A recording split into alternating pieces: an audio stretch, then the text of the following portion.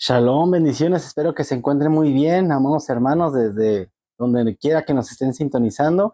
Y el día de hoy vamos a estudiar y vamos a profundizar un poco más acerca de la porción que corresponde a esta semana.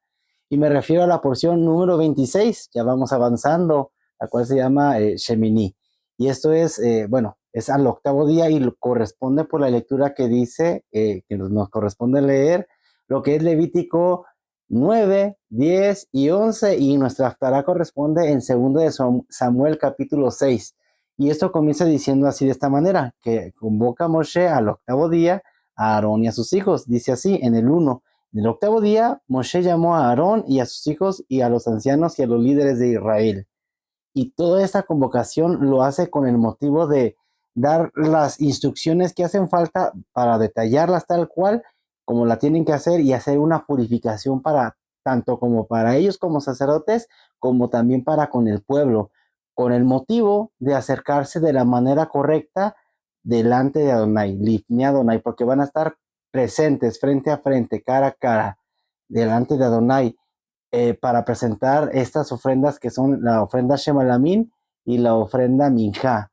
O sea que tenían que ofrecer un ternero y un carnero. En la versión PDT nos habla así, ternero y carnero, pero también en la versión 60 nos está haciendo entender que es el becerro. Tienen que ofrecer un becerro para las ofrendas de paz, para las ofrendas de Shalom, y van a ofrecer también una ofrenda Minjá, ¿verdad? Para poderse purificar el pecado que ya tenía el pueblo y entonces acercarse sin ningún estorbo y sin ninguna medida en ese sentido. Ahora bien, esto es muy importante ya que al octavo día nos está hablando que, bueno, el octavo día tiene que ver con algo muy importante. Si ya hemos visto, bueno, es representado como el número 8, tiene que ver con el infinito, tiene que ver con, es como la puerta, ¿verdad?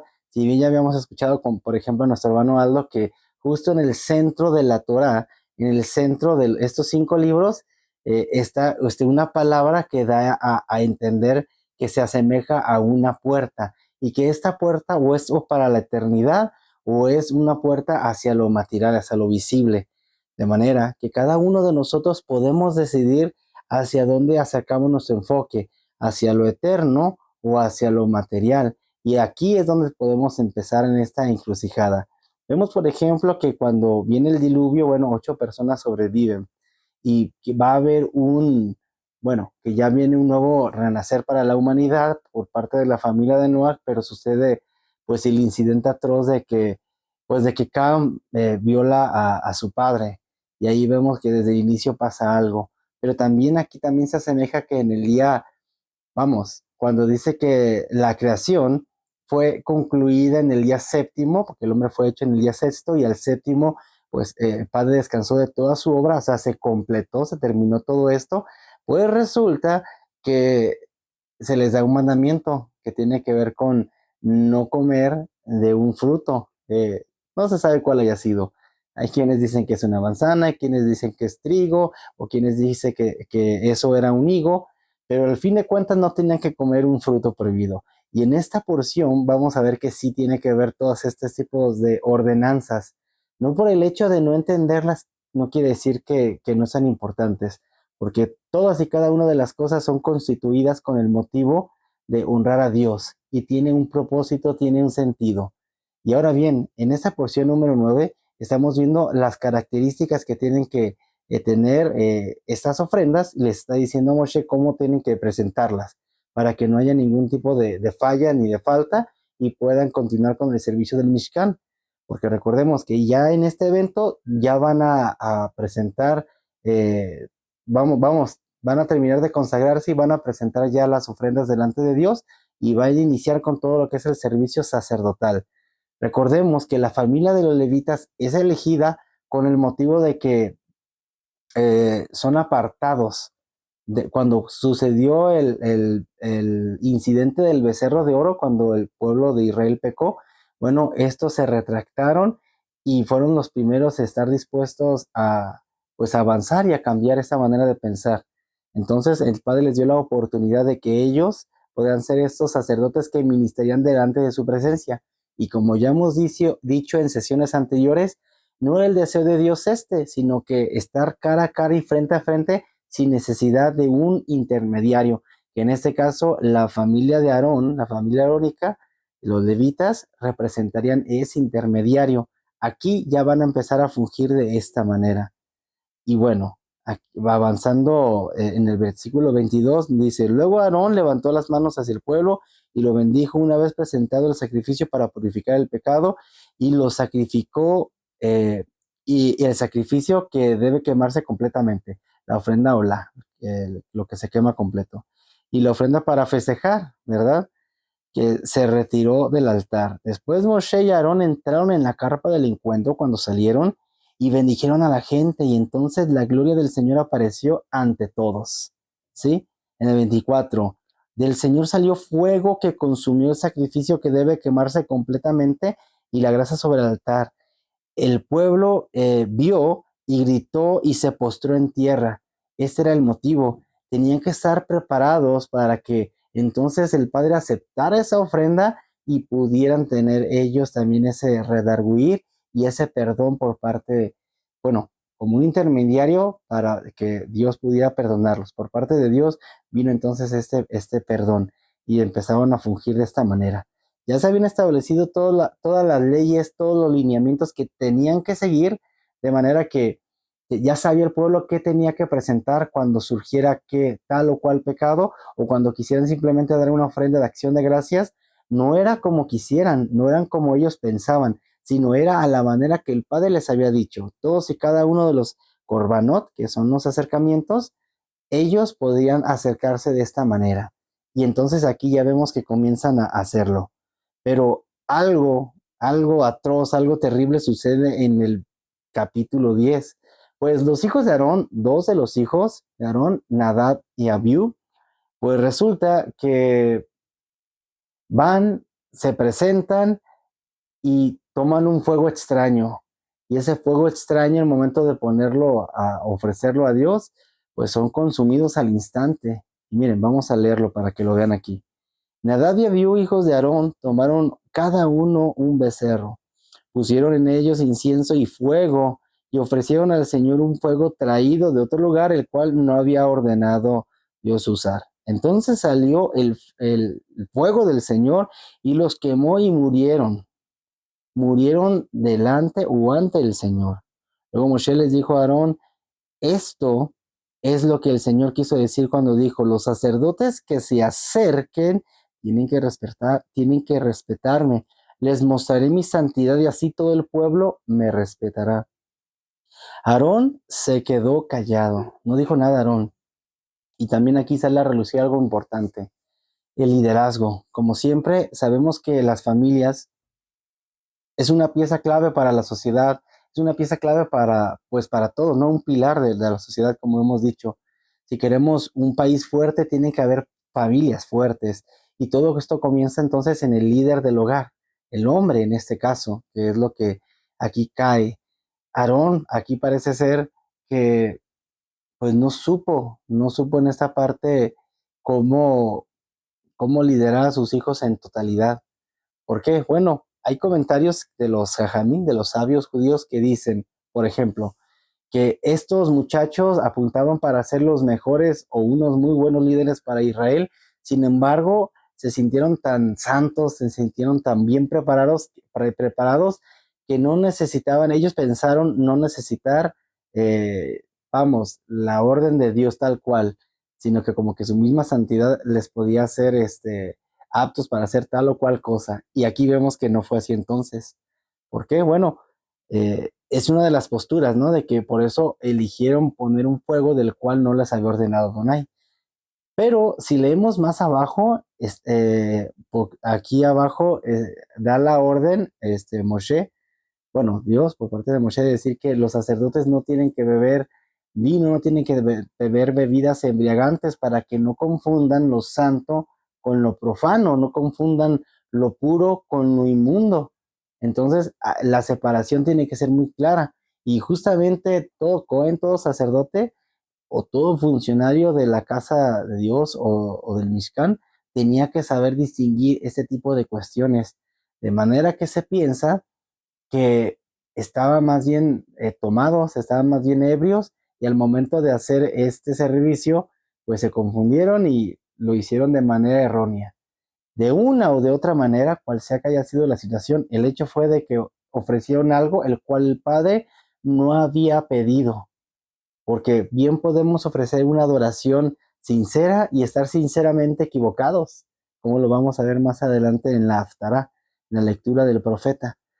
Y aquí pasa exactamente lo mismo. El Padre dijo cómo se le tenía que adorar, dijo cómo se le tenía que presentar los sacrificios, de dónde tenían que traer el fuego, porque el fuego, cuando se consumió ese sacrificio que vimos, dice que se encendió el fuego de Dios. Y ahí es cuando se dice que el dedo de Dios es el que encendió el fuego del altar. Y los Cohen, los sacerdotes, tenían que estar muy al tiro, tenían que ver que ese fuego no se apagara. Y de ahí tenía que transportarlo, ya sea a la menorá o ya sea para ponerlo, para calentar el pan, lo tenían que transportar de un lugar a otro, pero tenía que ser ese fuego. Entonces, a nosotros nos podría parecer, ay, pero podría ser cualquiera. Bueno, a lo mejor podría ser cualquiera. Sin embargo, la orden fue, tenía que ser ese fuego. Y al no acatarlo, ahí donde vienen las consecuencias.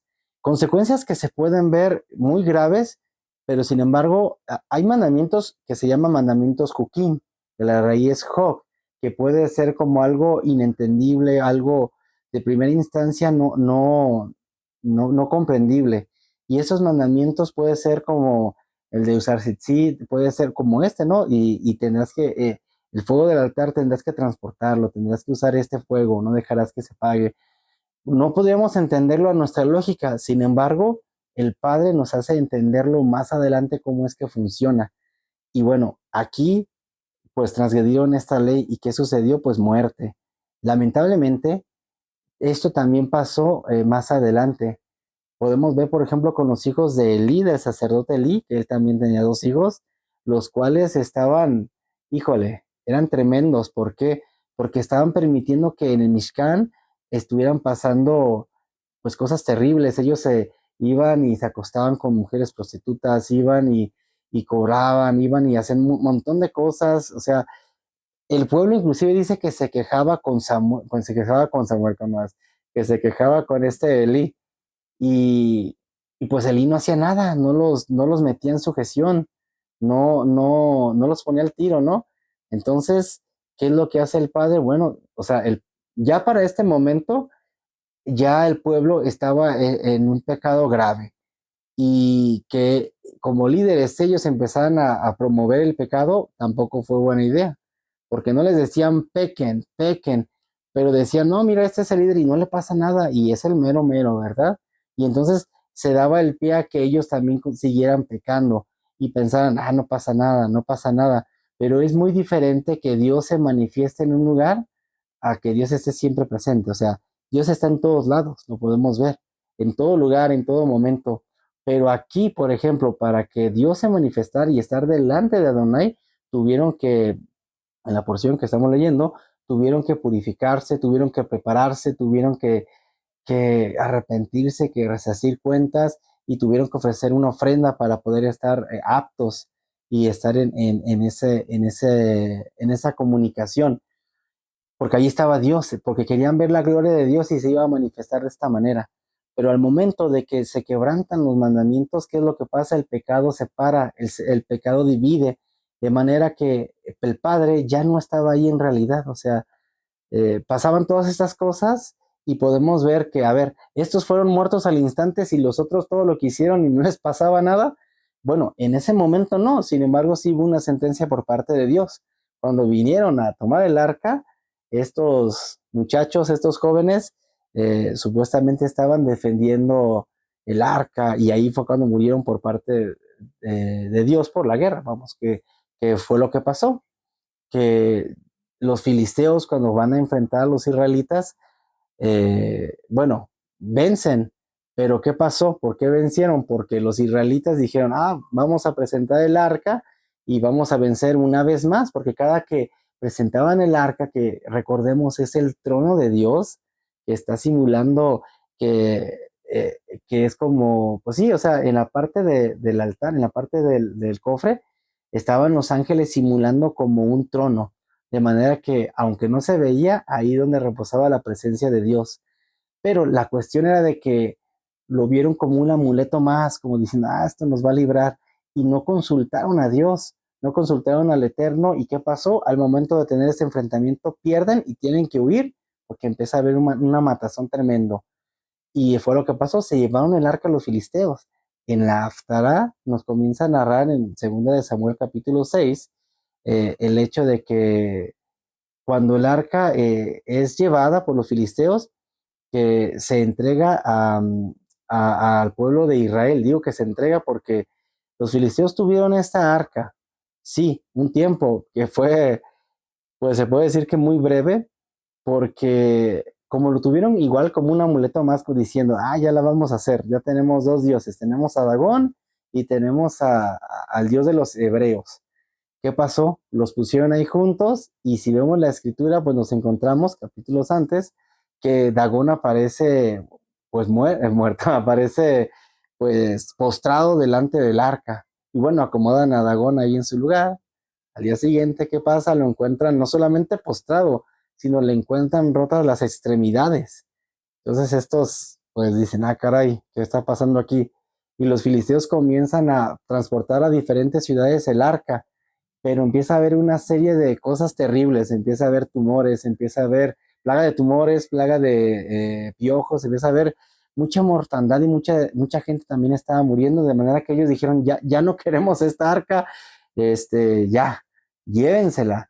Y pusieron dos vacas, bueno, sí, pusieron dos vacas nuevas que no habían sido usadas para trillar, para nada, para que transportaban por medio de una carreta nueva el arca, porque dijeron, bueno, si el arca la enviamos con estas vacas y va derecho y se la regresan a los hebreos, quiere decir que sí fue el Dios de los hebreos.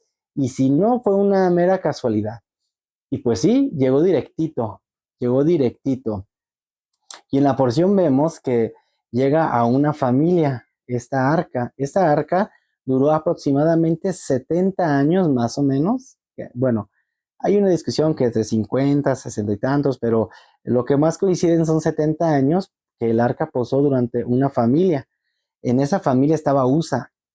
Y resulta que cuando David se entera que quiere recuperar el arca, dice, vamos por el arca, pues quieren ir por ella y también quieren hacer exactamente lo mismo que hicieron los filisteos, poner una carreta nueva y quieren jalar porque reunió guerreros para transportar el arca y todo.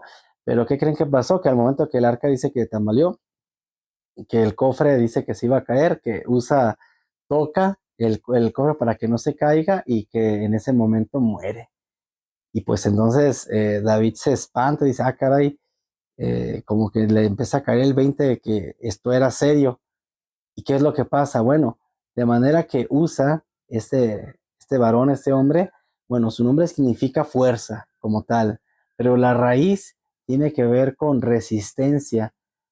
Podemos entender que Usa se acostumbró tanto a estar con el arca, tal vez nació con el arca y se le hizo algo muy normal estar ahí, que pudo haber sentido ciertos derechos, ciertos privilegios, como cada uno de nosotros.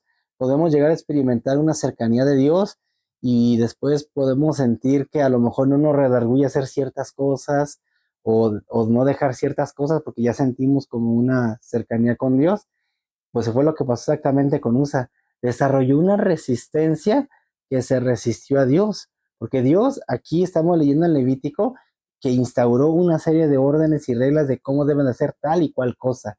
De hecho, lo vuelvo a repetir en el libro de Deuteronomio, cómo debe ser transportada el arca, que la familia, bueno, los levitas, los sacerdotes tienen que ir desmontando pues todo lo que es el tabernáculo y sin embargo, la familia de los cuatitas son los encargados de transportar las cosas santas, pero todo esto tenía que ser muy bien envuelto, porque si ellos veían alguna de las cosas santas, al momento quedarían muertos, aunque sea por un instante. Y vemos que es algo muy delicado. Y puede ser muy fácil decir, no, pero yo pienso que no es así.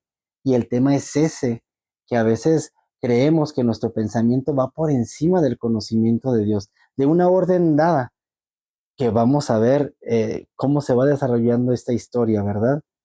Bueno, posteriormente esa arca la pasan a la familia de Obed Edom Obed-Edom, si mal no recuerdo, y se queda aproximadamente 3 meses ahí. Y el hombre fue bendecido en gran manera, que hubo embarazos múltiples, hubo muchísimo ganado, crecieron sus bienes, creció su familia. Y bueno, alguien, quién sabe quién sería, va y le dice al rey David, mira, que este hombre le está yendo muy bien porque ahí tiene el arca. Y David dice, ay, la bendición que me estoy perdiendo. Pero ahora no lo hace de la misma manera, sino que busca la familia de los cuatitas, busca a los levitas para poder ir y transportar el arca. Ellos van, ponen la vara que tiene que ir en el cofre, en el Arón Aidud, en el arca del pacto, para levantarla, para transportarla de manera adecuada. Y entonces es cuando va entrando el arca a Jerusalén, ahí a la ciudad de David. Va entrando y dice David que trae unas ropas pues sencillas realmente, como es la vestimenta real, y él empieza a danzar y empieza a gozarse de que la presencia de Dios y esa bendición iba a reposar justamente ahora sí en Israel, en el pueblo de Dios. Y ese es un gozo tremendo, que empieza a danzar y wow, ¿no? Algo tan tremendo, ¿no? Y ahí de ahí se han hecho cantos, ¿no? Como la de ¿cómo va? Ay, se me olvidaron algunos.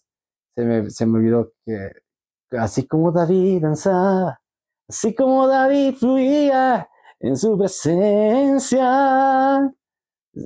Y así, ¿no? O sea, estaba muy, muy contento David, muy emocionado, porque ahora sí estaba transportando de manera adecuada y de la manera que lo había pedido el arca. O sea, Dios así lo pidió tal cual, y la pudieron reposar entonces ahí. Pero dice que en la palabra, que al momento de que la esposa de David, la hija de Saúl, Mica, que ve a David, se avergüenza, dice, híjole, este cuate. O sea, como que se le hacía mucha deshonra, como que su padre le dio mucho, como él era alguien muy rígido, alguien que no hubiera hecho algo así, se le hizo algo muy ridículo. Entonces lo despreció en su corazón, pero David no lo estaba haciendo para los hombres. David dice, eso, o sea, me haré más vil, por ti me haré más vil. O sea, haré cosas que podrían ser despreciables para la gente, pero tú las aceptas como una ofrenda, como algo agradable, porque lo hago de todo mi corazón para ti.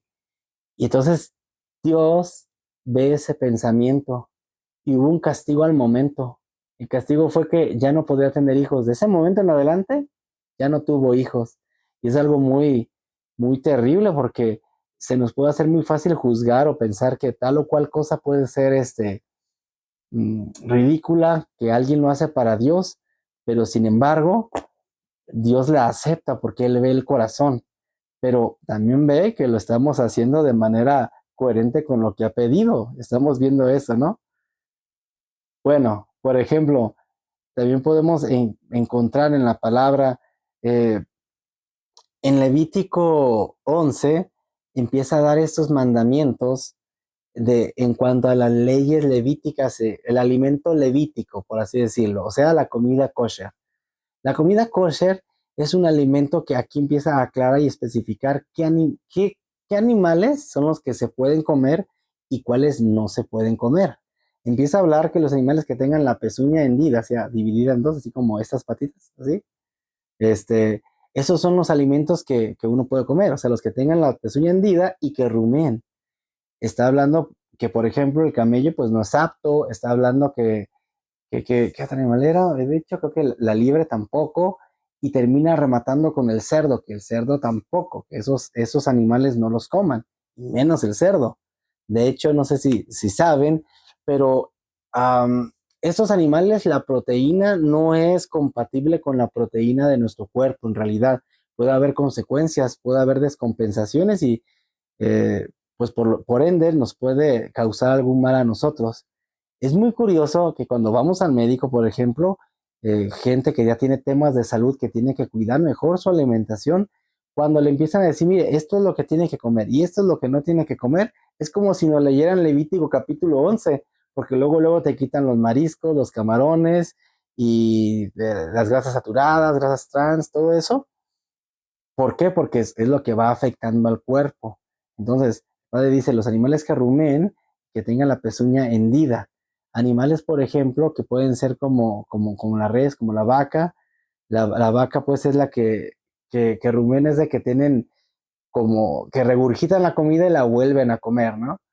Es lo que vuelven a hacer y normalmente son herbívoros. O sea, no vamos a encontrar un animal carnívoro que sea kosher. De hecho, lo leemos, por ejemplo, vamos avanzando en la lectura y dice, los animales del cielo, las aves del cielo, no tienen que ser ningún carroñero, o sea, ni cuervo, ni águila, ni el quebrantahuesos, nada de eso tiene que ser. No tiene que tener garras tampoco. O sea, tiene que tener como el espolón, como la patita esta, ¿cómo le hacen los? Y que tienen un espolón, es que no sé cómo será la patita del pollo, por ejemplo, que tienen un espolón. Esos son los animales como ese, como el pato, por ejemplo, que uno sí puede comer, que la proteína sí va adecuado al cuerpo humano. Y como les decía, por ejemplo, habla de las bestias marinas o los animales marinos. Empieza a decir los que tengan aletas y escamas, porque estos son los animales que se pueden consumir del mar. Los que no tienen aletas y escamas, por ejemplo, puede ser un tiburón, puede ser una anguila, pues sí tiene aletas, pero no tiene escamas y son carnívoros además. Entonces, no es compatible con nosotros porque tienen como esa esencia de depredador, ¿verdad? O sea, hay algo en su carne que a nosotros no nos beneficia también en esto.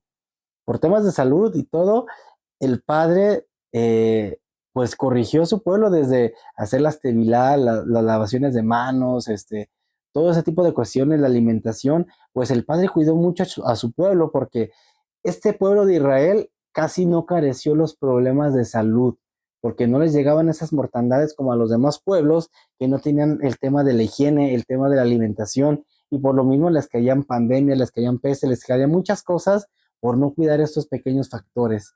Entonces, vemos que el Padre es sabio desde un inicio y con estos mandamientos, aunque parecieran pequeños, está cuidando a su pueblo. Y bien, bueno, que venimos de salir de Hat Kamatzó, de panes sin levadura y de guardarnos de esta levadura, pues nos vemos que eso nos afecta al cuerpo, ¿verdad? Entonces es algo muy parecido a esto, que estos alimentos, o sea, los que sí llama la Biblia alimentos, son los que debemos consumir y los que ya no los considera alimentos, o sea, eso ya ni alimento es, porque más adelante podremos ver textos, por ejemplo, podemos ver a un Pedro teniendo una visión diciendo que de un lienzo, que es más bien como un talit, hay muchos animales, ¿no? De todo, de cuadrúpedos y reptiles y todo eso.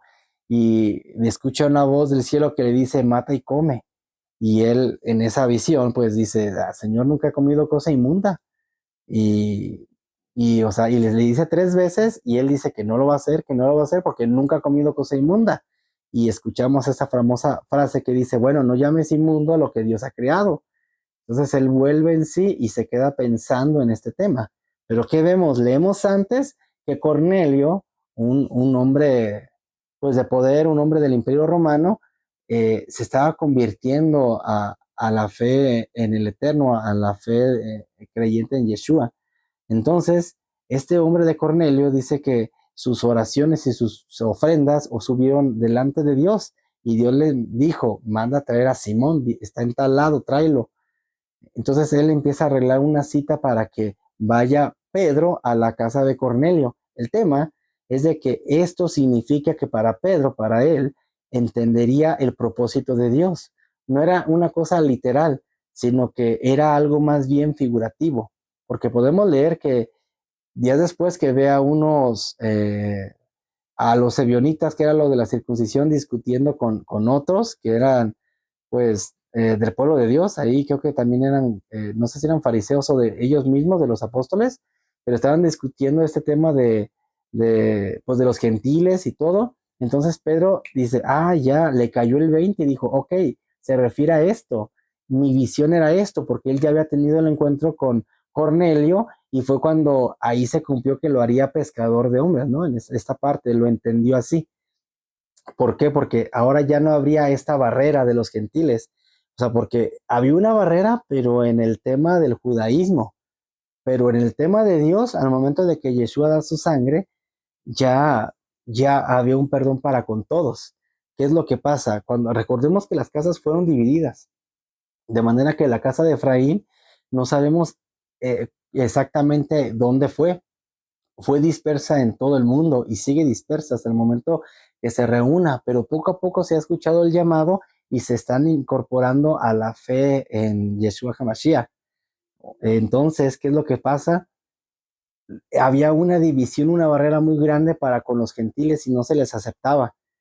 Y pues Pedro tampoco lo hubiera aceptado si el Padre no lo hubiera dicho, ve, no le hubiera mostrado la visión. Y ahí es donde comprende que se refería a ellos, porque ellos los veían como inmundos, como algo así apartado, que no podían aceptar, acercarse a la fe en Dios. Sin embargo, ahí entonces Pedro lo entiende, se refiere a esto.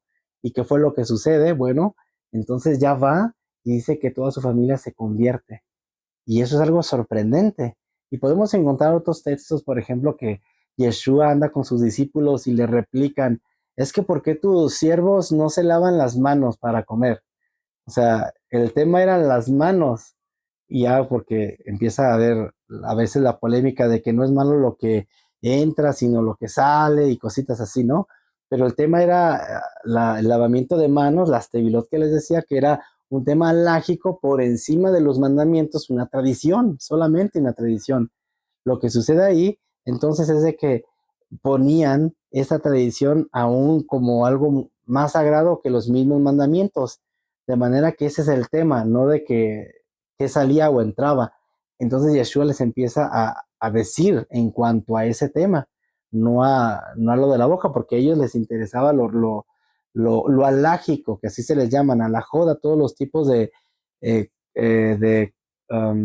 tradiciones o leyes orales que no estaban escritas en la Torah, o sea, en la Biblia, que no estaban marcadas ahí. Y eso es lo que les estaba causando mucho revuelo a ellos. Entonces Yeshua ya les comienza a hablar con la Torah y por eso les dice, o sea, es ese tema de que no es malo lo que entra, sino lo que sale, porque ellos no se daban cuenta todo lo que querían, todo lo que estaban sacando de maldad por pensar supuestamente que se purificaban para meter al ser, ¿no?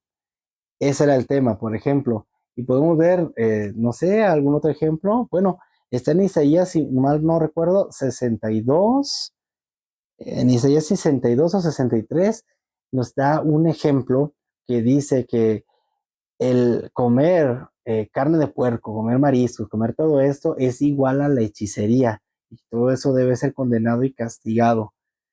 O sea, está hablando de un castigo tremendo para todo el que practica la hechicería, pero que también el que come tales cosas debe ser castigado. Inclusive, creo que decía muerto, pero sí está hablando de que es igual y comparado al mismo nivel que la hechicería. Así que hay que tener mucho cuidado. Y todo esto es con el tema de que también nosotros sepamos regularnos y sepamos tener una vida en equilibrio. Recordemos que el dominio propio comienza pues desde lo que pensamos, desde lo que comemos. Entonces, ¿qué hablamos? ¿Cómo lo decimos? ¿Y cómo equilibramos nuestras vidas en las diferentes áreas que hay que desarrollar? Bien, podemos pensar que estamos correctos y desarrollar una resistencia así como USA y ser resistentes a Dios y pensar que estamos bien. Y en aquel día, así como dice en Juan 7, que el Padre dirá, yo no los conozco. Ustedes dirán que sacaron demonios en mi nombre y hicieron sanidades en mi nombre, hicieron esto y aquello, pero sin embargo yo no los conozco y apártense de mí porque son hacedores de maldad. O sea, gente sin Torah, gente sin ley, la ley que el Padre ya ha dado, y como no la tienen, pues es lo que practican, la maldad. Por eso dice, apártense de mí, hacedores de maldad. Entonces, ya estamos viendo que la Biblia está siendo un poco rígida o muy rígida, puede sentirse, para todos aquellos que queremos entrar en el camino de obediencia. Sin embargo, esta porción es, híjole, se me hace muy dura o muy tajante en una decisión crucial de saber cómo seguir a Dios. Seguirlo como yo quiero o seguirlo como Él me dice que lo tengo que seguir. Vemos, por ejemplo, que cuando el arca estaba reposando en la casa de Obed-Edom, él fue bendecido, fue grandemente bendecido, y cuando ya David lo hizo de la manera que el Padre lo pidió, hubo una bendición grande, inclusive hubo un respaldo. Es lo que nosotros queremos.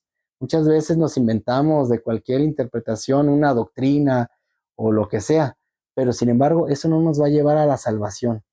Eso no nos va a salvar a hacer lo que el Padre nos ha pedido, como el Padre nos lo ha pedido. Eso es lo que tenemos que hacer. Recordemos que el infierno está pavimentado de buenas intenciones y podemos estar, les digo, podemos estar amando a Dios sinceramente y estar sinceramente equivocados. Por eso es necesario ejercitarnos en el amor, en la piedad, en la lectura de la palabra de Dios para poder mejorar y sanar nuestras relaciones. Hay muchas cosas que nuestro cuerpo, que nuestra mente, que nuestra alma necesitamos transformar y eso va a ser solamente con la ayuda de su espíritu de santidad, con el Ruach HaKodesh, para poder alcanzar esa medida del varón perfecto. Entonces, esto es un proceso de todos los días, una santificación, para entonces estar delante de Adonai, no solamente en un momento, en una hora, en un minuto, sino que sea todos los días y por el resto de nuestras vidas. Recordemos que así dice el Salmo, ¿no? Que en tu casa os quiero morar por largos días. La persona que practica la obediencia, la misericordia de Dios le sigue, le alcanza. ¿Por qué? Porque la obediencia trae bendición y la desobediencia trae castigo, trae dolor. Así que hay que decidir si queremos la obediencia, queremos esa bendición o queremos el castigo, porque creyentes y no creyentes siempre vamos a tener una consecuencia, positiva o negativa. Así que hay que decidir mejor lo bueno, lo grato, lo que me edifica.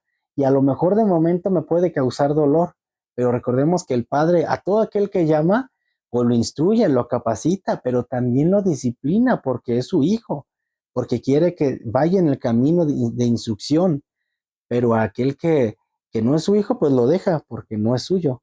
Es como los árboles silvestres son muy diferentes, por ejemplo, a los árboles que están en alguna reserva que tenemos en el jardín, o sea, porque le quitamos las plagas, lo podamos, lo regamos y todo, y se nota la diferencia cuando tiene un dueño a cuando no tiene un dueño.